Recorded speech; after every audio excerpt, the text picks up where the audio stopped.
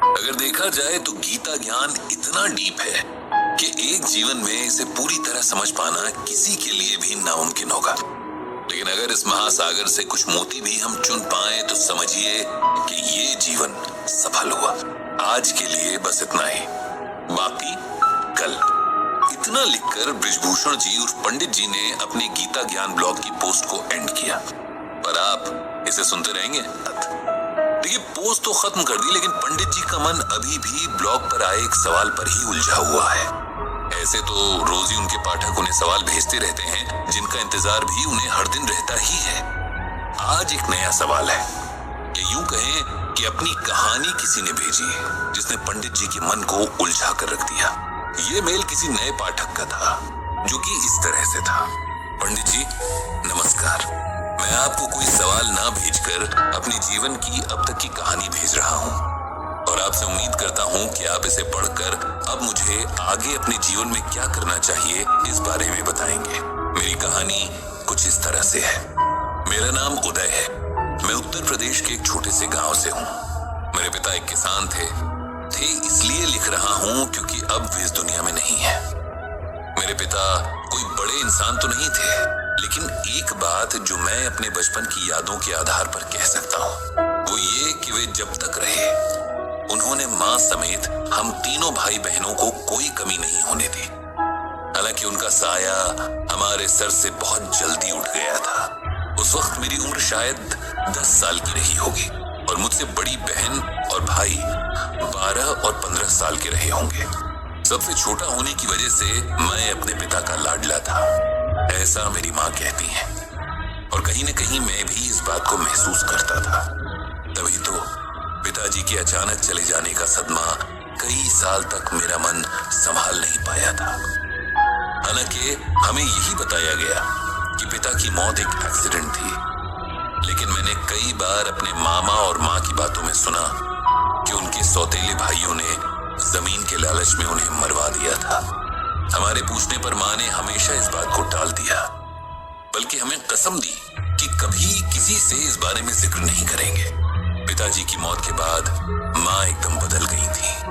हमेशा डरी सहमी सी रहती और लगभग हर दिन जब हम पढ़ने बैठते तो माँ कहती कि जल्दी से पढ़ लिख कर इस काबिल बन जाओ कि इस गांव से बाहर जा सको।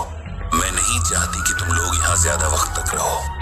समय बीतता गया, हम तीनों को जैसे तैसे माँ पढ़ा रही थी।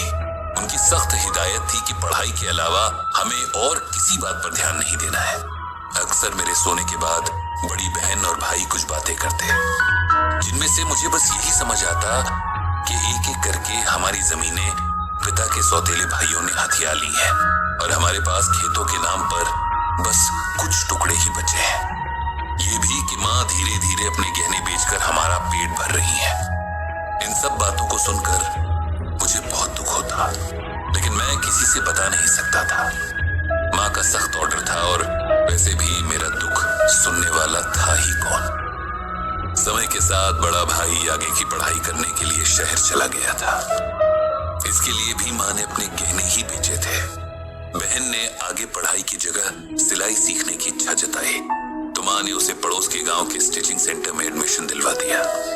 माँ खुद उसके साथ जाती और उसकी वापसी के वक्त तक केंद्र के बाहर बैठकर इंतजार करती, फिर दोनों साथ ही वापस आते। मैं बहन को चिढ़ाता कि इतनी बड़ी होकर के भी अकेले आ जा नहीं सकती। मैं नहीं जानता था कि माँ किस डर से उसके साथ जाती थी। मैं, जिसने हर वक्त माँ से बस यही सुना कि किसी तरह इस गांव से निकल जाना है।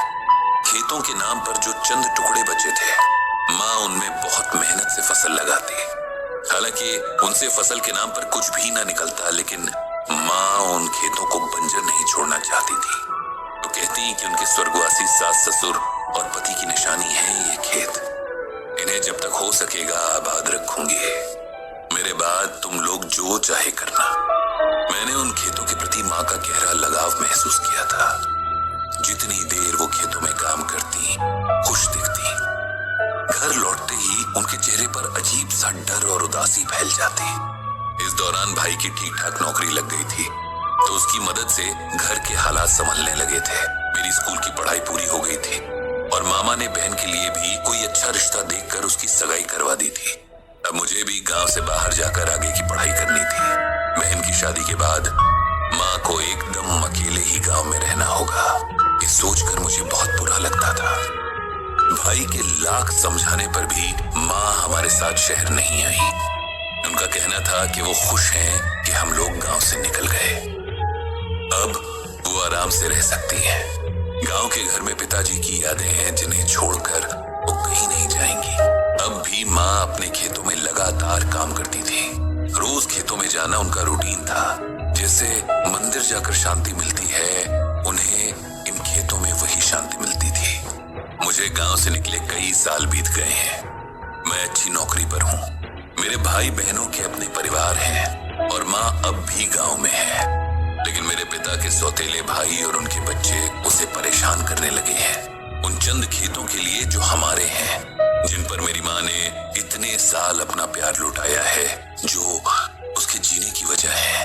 ये सब बातें मुझे गांव से शहर मिलने आए एक दोस्त ने बताई हैं। मेरे भाई का कहना है कि माँ कभी नहीं चाहेंगी कि हम किसी लड़ाई में पड़े, और वो भी नहीं चाहता, क्योंकि अब उसकी अपने परिवार के प्रति जिम्मेदारियां हैं, वो उन्हें निभाना चाहता है।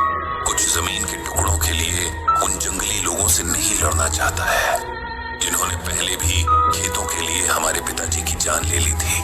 पंडित जी, मेरी कहानी यहीं पर रुकी है। मुझे क्या करना चाहिए? अपना हक और अपनी माँ के सम्मान के लिए लड़ना चाहिए या ये सब नजरअंदाज कर देना चाहिए? इस बारे में गीता ज्ञान क्या कहता है? मुझे उम्मीद है आप मुझे कोई अच्छी सलाह जरूर देंगे। आपके जवाब की प्रतीक्षा में उदय के पत्र को अच्छे से पढ़कर उसकी परिस्थिति को समझकर पंडित जी ने उसे जवाब लिखा। प्रिय उदय, तुम्हारी जीवन कथा पढ़ी। तुम्हारे संघर्षों ने मुझे प्रभावित किया। अब जो सिचुएशन तुम्हारे सामने सवाल बनकर खड़ी है, वो लगभग वैसी ही है जैसी सिचुएशन में भगवान श्री कृष्ण ने अर्जुन को गीता का ज्ञान दिया था। तुम्हारे लिए गीता ज्ञान के महासागर से ये मोती चुनकर लाया हूं। इसे ध्यान से पढ़ो, समझो और अपने आगे का रास्ता तय करो। हतो व प्राप्स्यसि स्वर्गम जित्वा व भोक्ष्यसे महिम तस्मात् उत्तिष्ठ कौन्तेय युद्धाय कृतनिश्चयः। ये श्लोक गीता के दूसरे अध्याय से लिया गया है। इसका अर्थ है कि हे अर्जुन, यदि तुम युद्ध में वीर गति को प्राप्त होते हो तो तुम्हें स्वर्ग मिलेगा, और यदि विजयी होते हो तो धरती का सुख पाओगे। इसीलिए उठो हे कौन्तेय और निश्चय करके युद्ध करो।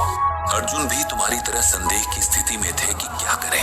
एक तरफ उनके और उनके परिवार के सम्मान का प्रश्न था, तो दूसरी तरफ युद्ध भी अपने ही भाइयों, मित्रों और गुरुओं से लड़ना था, जिसकी गवाही उनका मन नहीं दे रहा था।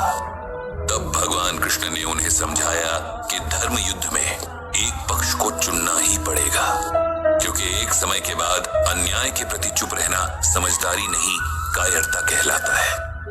मैं तुम्हें ये श्लोक सुनाकर किसी के प्रति हिंसा के लिए नहीं उकसा रहा हूँ, बल्कि श्लोक के जरिए दिए गए संदेश के भाव को समझाने की कोशिश कर रहा हूँ। युद्ध हमेशा हथियारों से नहीं लड़े जाते हैं, और अगर जरूरत पड़े भी तो हथियार की जगह अपनी बुद्धि और दूसरी क्षमताओं का इस्तेमाल किया जाता है। डर कर चुपचाप अन्याय सहने से कहीं ज्यादा अच्छा है न्याय के लिए लड़ते हुए हार जाना। तुम्हारे पास तुम्हारी शिक्षा ही वो हथियार है जिससे तुम अपने परिवार के प्रति हुए अन्याय का बदला ले सकते हो। इससे तुम अपना आत्मसम्मान भी बचा लोगे और अपनी माँ के प्रति अपनी जिम्मेदारी का पालन भी कर पाओगे। इस लड़ाई में अगर तुम हार भी गए तब भी तुम्हें एक संतुष्टि रहेगी कि तुमने अपना पूरा जोर लगाया था। मैं इसी के साथ अपनी बात को खत्म करता हूँ और भगवान श्री कृष्ण से प्रार्थना करता हूँ कि तुम्हें सही निर्णय लेने की शक्ति दे। ये लिखकर पंडित जी ने गहरी सांस ली और मन ही मन दोहराया, जय श्री कृष्ण, जय श्रीमद् भागवत गीता। ईश्वर सबको सही राह दिखाए।